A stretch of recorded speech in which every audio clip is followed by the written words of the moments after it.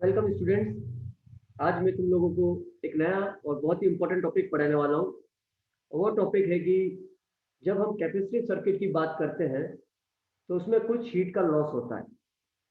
तो मैं उसको डिस्कस करने वाला हूँ कि जब कैपेसिटर को सर्किट में कनेक्ट करते हैं, जब कैपेसिटर को चार्ज करते हैं या डिस्चार्ज करते हैं, तो उसमें हीट डिसिपेशन कितना होता है। उसमें हीट डिसिपेशन कितना होता है। जब भी अपन किसी कैपेसिटर को बैटरी से कनेक्ट करते हैं तो बैटरी कुछ वर्क करती है और कैपेसिटर के अंदर जाके एनर्जी स्टोर हो जाती है। बैटरी जितना वर्क करती है और कैपेसिटर के अंदर जो एनर्जी स्टोर होती है उसमें कुछ डिफरेंस होता है। वो डिफरेंस ऑफ एनर्जी जो हीट के फॉर्म में लॉस हो जाता है। तो मैं एक एग्जांपल से तुम्हारे को समझाता हूँ और फिर उसका एक शॉर्ट ट्रिक बताऊंगा कि कैसे तुम इस शॉर्ट ट्रिक को अप्लाई करके सवाल को आसानी से एक या दो लाइन में सॉल्व कर सकते हो। लेकिन उसके पहले हमारे को उस ट्रिक का कॉन्सेप्ट सीखना जरूरी होगा। चलो अपन मान लेते हैं कि अपन अपने पास एक कैपेसिटर है जिसका कैपेसिटेंस C है और उस पर अपन मान लेते हैं कि उस पर चार्ज Q1 है। इस प्लेट पे पॉजिटिव चार्ज है, इस प्लेट पे नेगेटिव चार्ज है।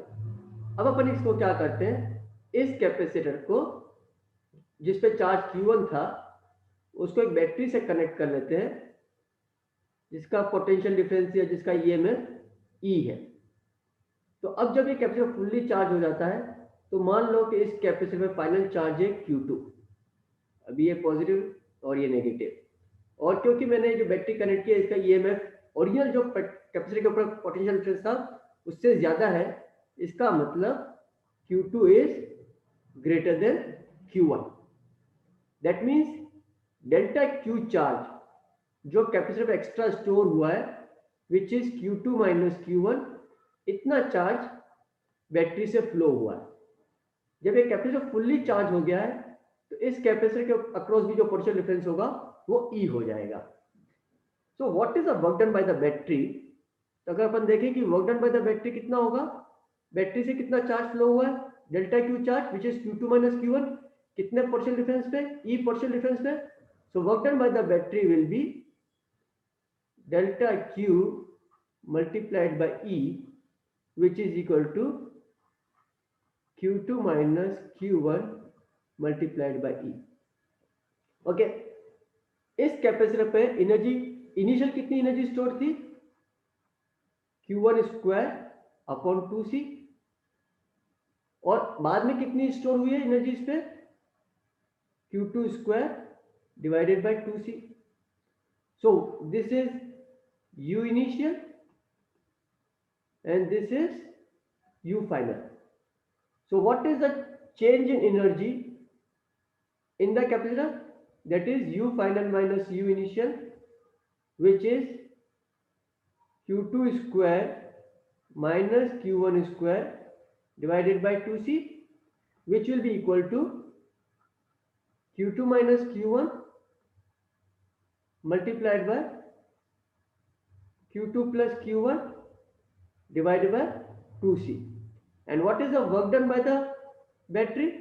Work done by the battery is Q2 minus 1 into E. And we can say that finally जब चार्ज Q2 स्टोर है then E is equal to Q2 by C. So I can say that work done by the battery is equal to Q2 minus Q1 multiplied by Q2 by C. So what is the energy loss in the form of the heat? The energy loss in the form of the heat delta H is work done by the battery minus delta U, that is the change in the energy stored in the capacitor। तो वो किसके बराबर हो जाएगा, work done by the battery is Q2 minus Q1 multiplied by Q2 by C minus Q2 minus Q1 multiplied by Q2 plus Q1 divided by 2C, and this will come out to be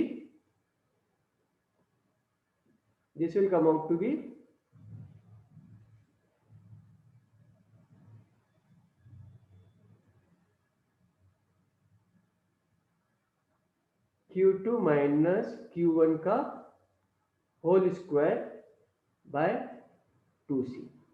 Okay, so now you can remember this result directly, that whenever a capacitor is charged or whenever there is a flow of charge from the battery in any capacitor circuit, then the heat which is produced in the circuit will be given as delta H is equal to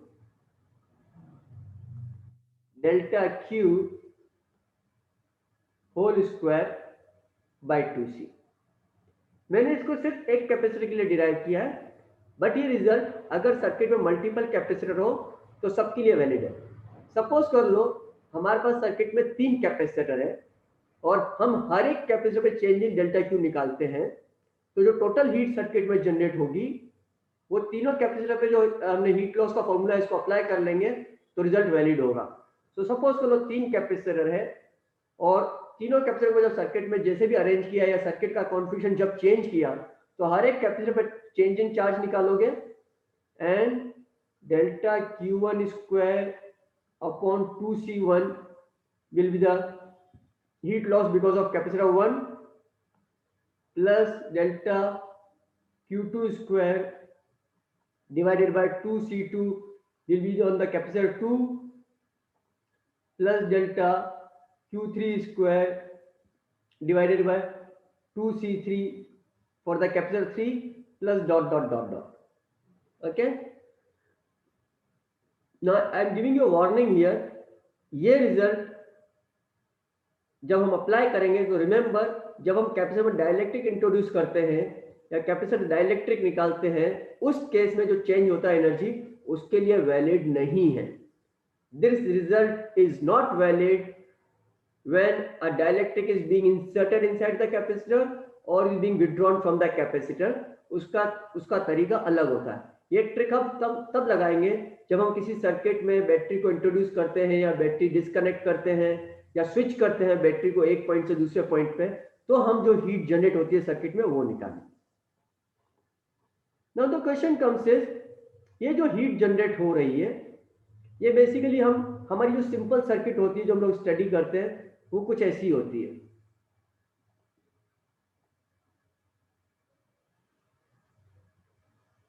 एक battery होती है, एक resistance होता है और एक capacitor होता है, और हमने जो हीट लॉस की है वो हम मानते हैं कि वो हीट लॉस जो है I स्क्वायर R dt के फॉर्म में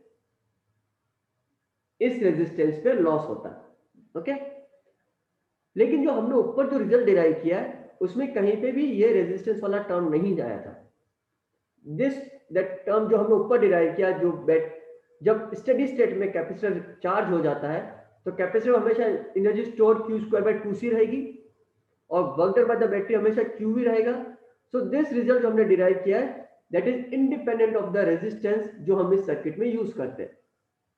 and the question arises is, अगर सपोज हमने इस सर्किट को सुपर कंडक्टिंग सर्किट बना दिया है, that is our resistance becomes 0.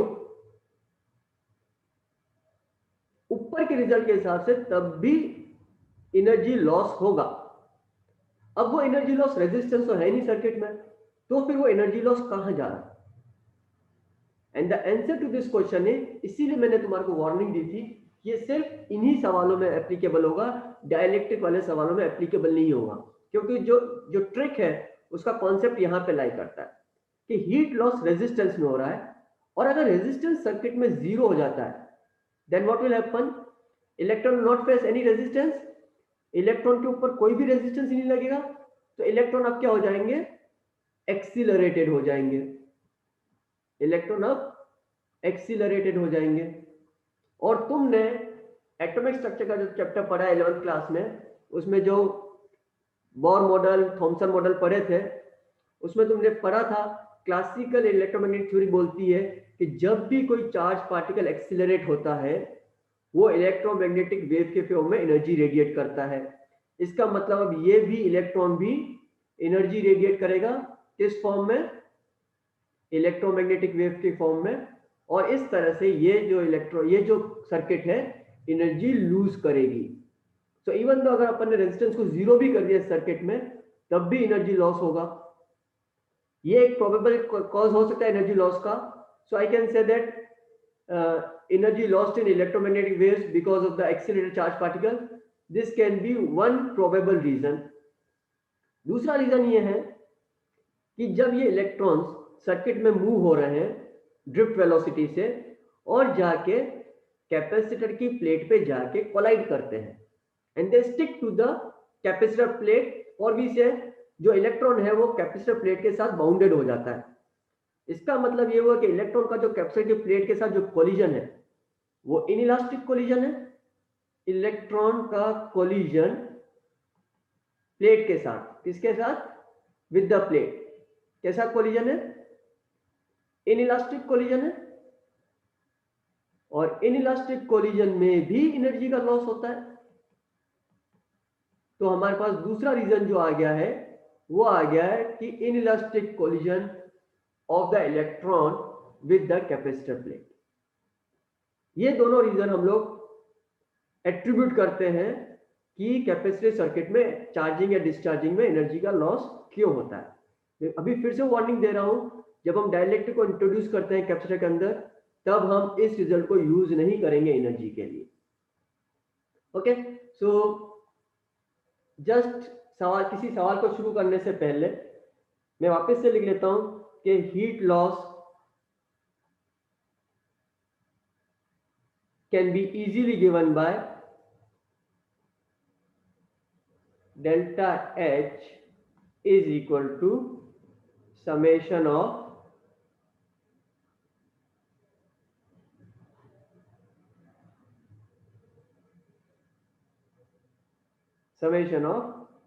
Delta QI का whole square divided by 2CL। Okay, जितने भी कैपेसिटर हो सबके लिए वैलिड होगा। ओके, तो मैं एक सिंपल सा सवाल तुम लोगों को करवाता हूं और हम देखते हैं कि कैसे इस आंसर को इजीली निकाला जा सकता है। लेट्स से मैं थोड़ा सा अच्छा सवाल लेता हूं। मेरे पास एक प्लेट है जिसपे चार्ज -20 माइक्रोकूलम है। इस प्लेट के ऊपर चार्ज -20 माइक्रोकूलम है और मैं एक दूसरी प्लेट लेता हूं जिसपे मेरे पास चार्ज +80 माइक्रोकूलम है। इस प्लेट पे चार्ज +80 माइक्रोकूलम है। जब अपन इन दोनों प्लेट को आमने सामने रखेंगे तो तुम्हें मालूम है कि चार्ज रिडिस्ट्रीब्यूट हो जाएगा दोनों प्लेट पे। जो एक्सट्रीम अपोजिट एंड पे जो सरफेसेस होते हैं इन पे इक्वल चार्ज आ जाएगा। तो अगर हम वो ट्रिक अप्लाई करेंगे तो हमारे पास क्या आएगा, इस सरफेस पे चार्ज आ जाएगा +30 माइक्रोकूलम और इस सरफेस पे भी चार्ज आ जाएगा +30 माइक्रोकूलम और जो अंदर के सरफेस है उस पे इक्वल एंड अपोजिट चार्जेस आ जाएगा। तो इस अंदर के सरफेस पे इस पे आ जाएगा चार्ज -50 माइक्रोकूलम और इस सरफेस पे चार्ज आ जाएगा +50 माइक्रोकूलम। ओके, मैंने थोड़ा सा डिफिकल्ट सवाल इसलिए लिया था ताकि तुम्हारे को प्लेट पे चार्ज डिस्ट्रीब्यूशन भी समझ में आ जाए।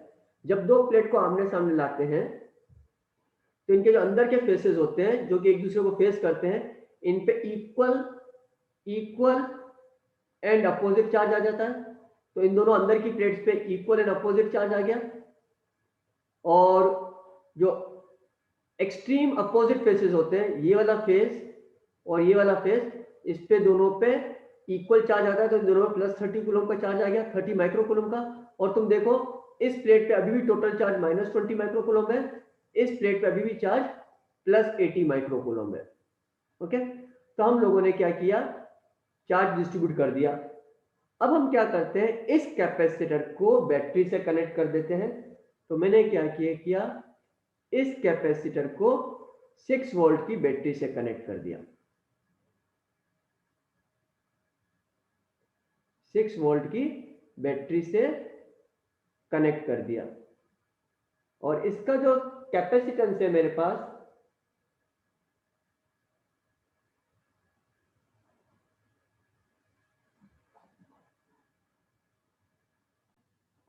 उसको अपन मान लेते हैं 10 माइक्रोकूलम। अपन मान लेते हैं इसका कैपेसिटेंस जो है 10 माइक्रोफेरेड है, सो हम मान लेते हैं कि C इजिकल टू 10 माइक्रोफेरेड। तो जब ये कैपेसिटर इससे कनेक्ट हो जाएगा तो कैपेसिटर के अंदर से चार्जेस आ जाएंगे, इस सरफेस पर इस पे आ जाएगा basically Q is CV, 60 microfarad का चार्ज इस कैपेसिटर पे आ जाएगा, 60 माइक्रो कूलम का चार्ज इस कैपेसिटर पे आ जाएगा। ये प्लेट पॉजिटिव चार्ज होगी, ये प्लेट पर। देखो अभी भी ध्यान रखो, इनके आउटर सरफेस पे अभी +30 माइक्रो कूलम का चार्ज अभी भी रहेगा, वो कहीं नहीं जाएगा। अंदर की प्लेट पे 60 माइक्रो कूलम का चार्ज आ जाएगा। पहले कैपेसिटर पे कितना चार्ज था? ये प्लेट नेगेटिवली चार्ज थी, ये प्लेट पॉजिटिव चार्ज थी, तो यहाँ पे पहले माइनस चार्ज था और यहाँ पे प्लस आ गया। इस कैपेसिटर पे डेल्टा क्यू कितना हो गया? Delta Q is equal to Q final minus Q initial, that is 60 minus 50, this is equal to 110 microcoulomb.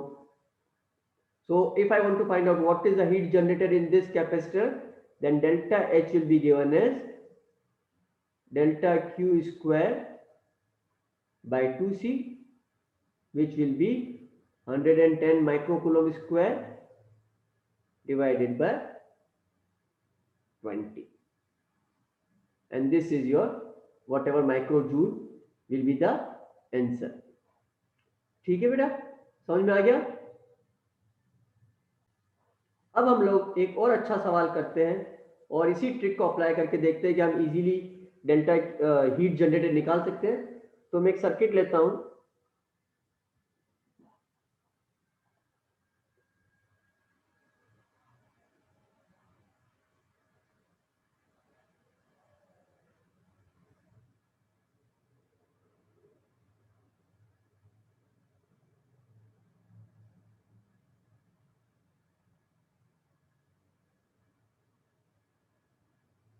इस सर्किट में पास दो बैटरी है, एक 20 वोल्ट की बैटरी है और एक 10 वोल्ट की बैटरी है, और मेरे पास दो कैपेसिटर है। ये कैपेसिटर 3 माइक्रोफेरेड का कैपेसिटर है और ये मेरे पास 6 माइक्रोफेरेड का कैपेसिटर है। ओके, और बीच में से अभी एक ऐसा स्विच लगा हुआ है, यानी कि अभी ये स्विच ओपन है।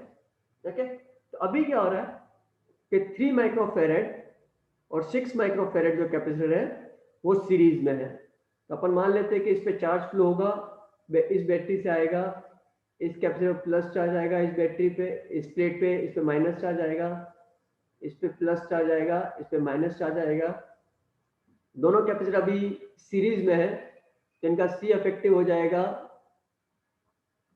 C1 C2 upon C1 plus C2, जो कि हो जाएगा 2 माइक्रोफेरेड, और बैटरी में जो अफेक्टिव ईएमएफ है वो है 10 वोल्ट।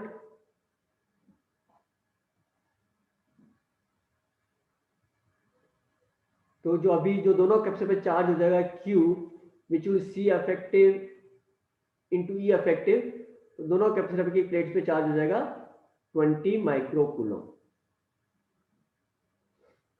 क्लियर है यहां तक? अब अपन क्या करते हैं, इस स्विच को बंद कर देते हैं। जैसे अपन इस स्विच को बंद कर देंगे तो हमारे पास सर्किट कुछ ऐसी बन जाएगी।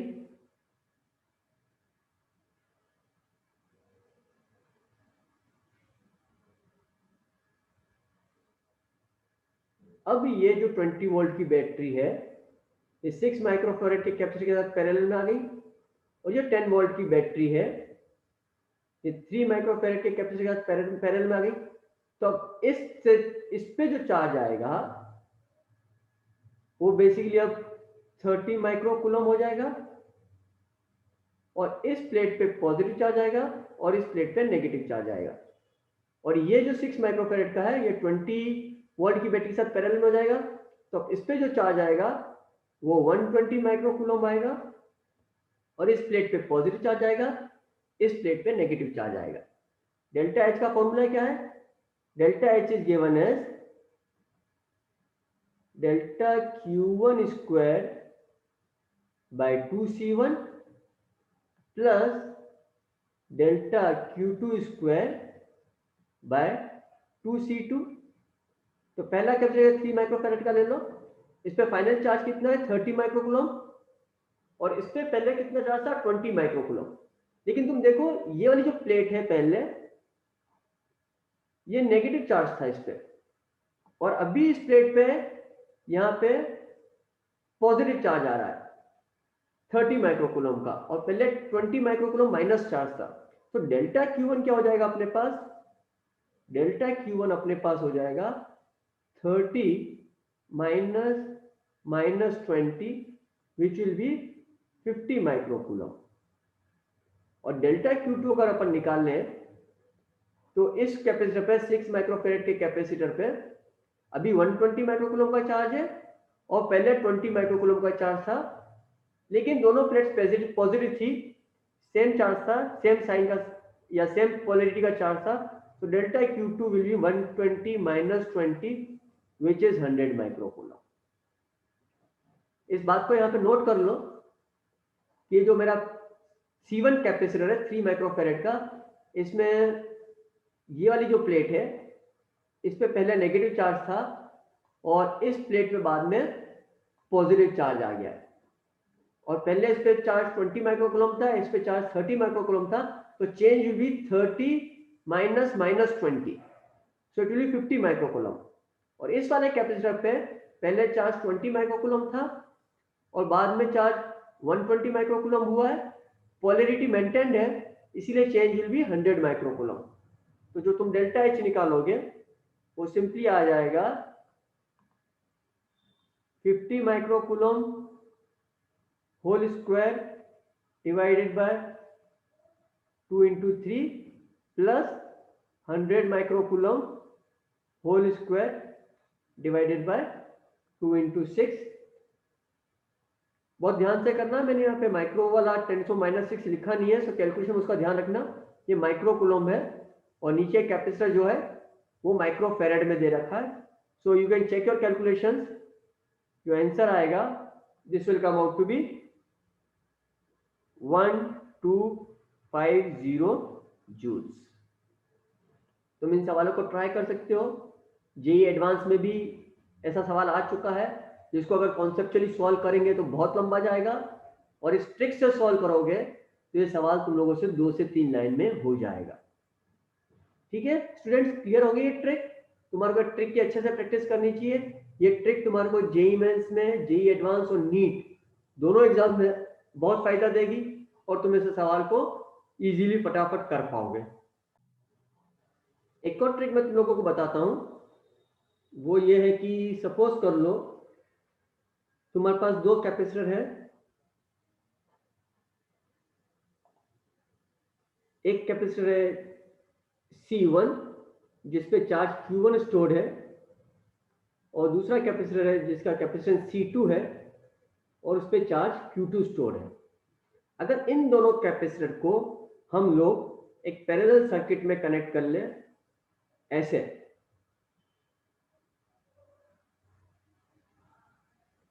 तो अपन ये मान लेते हैं कि इनिशियली इस कैपेसिटर का जो पोटेंशियल डिफरेंस था V1, इस कैपेसिटर की प्लेट में पोटेंशियल डिफरेंस था V2।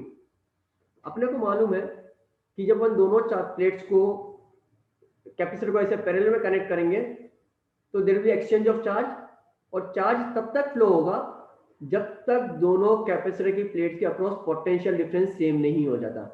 तो मान लेते हैं कि इधर भी पोटेंशियल डिफरेंस V हो जाएगा और इधर भी पोटेंशियल डिफरेंस V हो जाएगा। ये कैपेसिटेंस C1 है, ये कैपेसिटेंस C2 है। तो इस पे जो चार्ज होगा, इस कैपेसिटर फाइनल चार्ज मान लेते हैं Q1 और इस कैपेसिटर फाइनल चार्ज मान लेते हैं Q2। रिमेंबर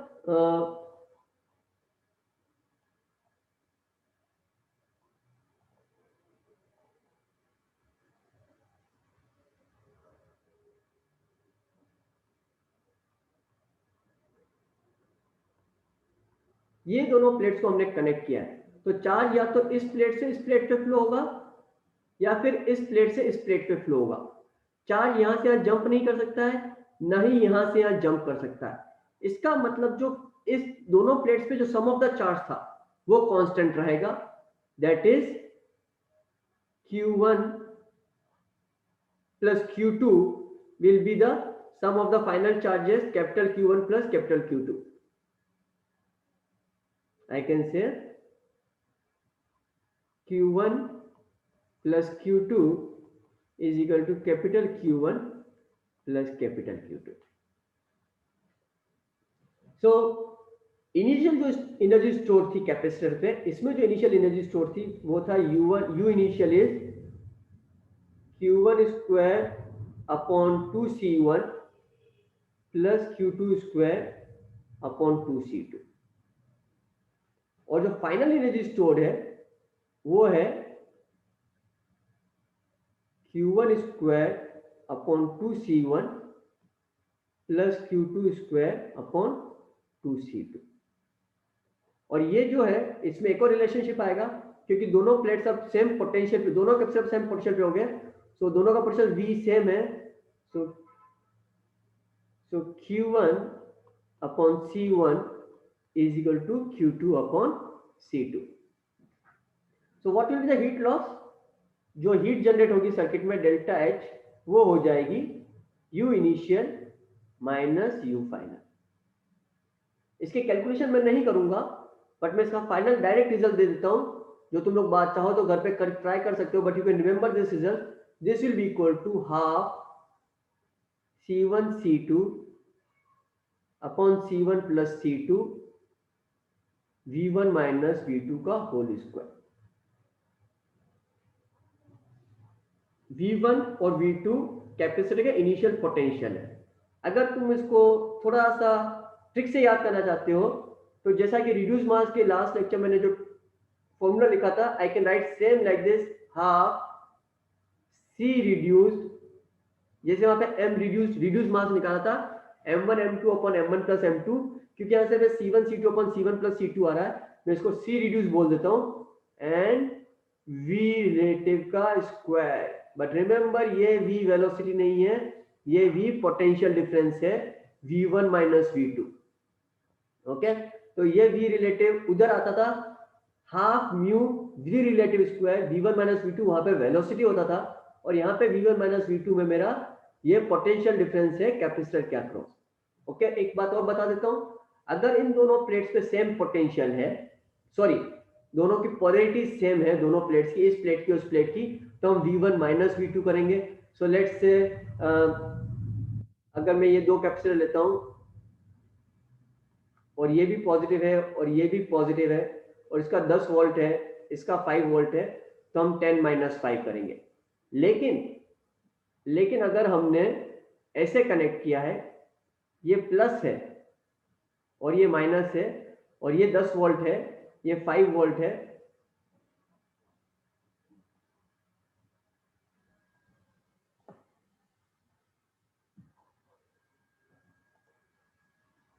अगर ये 5 वोल्ट है तो हम 10 माइनस 5 करेंगे, यानी कि 15 आ जाएगा, और यहाँ पे आंसर 5 आएगा। और वो तो क्लियर है, तुम लोगों को मालूम है, जब दो बाइक एक ही डायरेक्शन में जा रही होती है तो V relative V1 minus V2 होता है, और जब अपोजिट डायरेक्शन में आती है तो V relative V1 plus V2 हो जाता है।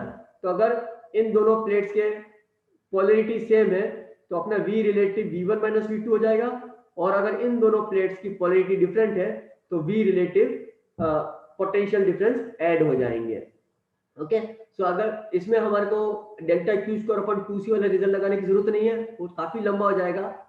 अगर दो कैपेसिटर्स जिन पे पोटेंशियल डिफरेंस V1 V2 अगर उनको ऐसे पैरेलल में अरेंज कर लेते हैं, यू कैन सिंपली से the heat loss in the circuit will be half C reduced V relative square. Okay students, तो मैंने आज दो इंपॉर्टेंट कॉन्सेप्ट क्लियर कर दिए कैपेसिटर सर्किट में हीट निकालने के। पहला होता है जब सर्किट में स्विचेस चेंज करके बैटरी से चार्ज फ्लो होता है, then delta H is given as summation of delta QI का whole square divided by 2CI। And अगर दो कैपेसिटर्स को पैरेलल में कनेक्ट किया जाए जिन पे initial potential difference V1 V2 था, then the heat generated will be half C reduced V relative का स्क्वायर। और एक वार्निंग मैंने तुम लोगों को दी है कि जो ऊपर वाला रिजल्ट है, ये जब हम कैपेसिटर के अंदर डाइलेक्ट्रिक इंट्रोड्यूस करते हैं, उसमें जो चेंज इन चार्ज होता है उसके लिए वैलिड नहीं है। उसके लिए मैं तुम्हारे को अलग से एक ट्रिक सिखाऊंगा और उसमें बताऊंगा तुम्हारे को कि ये वैलिड क्यों नहीं है। पर मैं एक हिंट दे सकता हूँ तुम्हारे को कि हमने इस ट्रिक को जब यूज किया है तो हमने ये मानना है कि जो हीट लॉस हो रहा है वो रेजिस्टेंस में हो रहा है, और अगर रेजिस्टेंस नहीं भी है सर्किट में तो वो हीट लॉस इलेक्ट्रोमैग्नेटिक वेव्स के फॉर्म में या because of the inelastic collision of the electrons with the plate उसकी वजह से हो रहा है। तो डाइलेक्ट्रिक के केस में वो ये कॉन्सेप्ट एप्लीकेबल नहीं होगा, तो हम इस रिजल्ट को वहां पे अप्लाई नहीं करेंगे। अब स्टूडेंट्स लोग बहुत सारी प्रॉब्लम्स को प्रैक्टिस करें इसके लिए, एंड ये रिजल्ट तुम्हारे को जेई मेंस, जेई एडवांस और नीट सब में फायदा पहुंचा सकता है। अब मैं इसके बाद कुछ और ट्रिक्स तुम लोगों को बताऊंगा जो तुम्हारे को जेई मेंस और एडवांस और नीट में फायदा देगी। तब तक के लिए बाय बाय।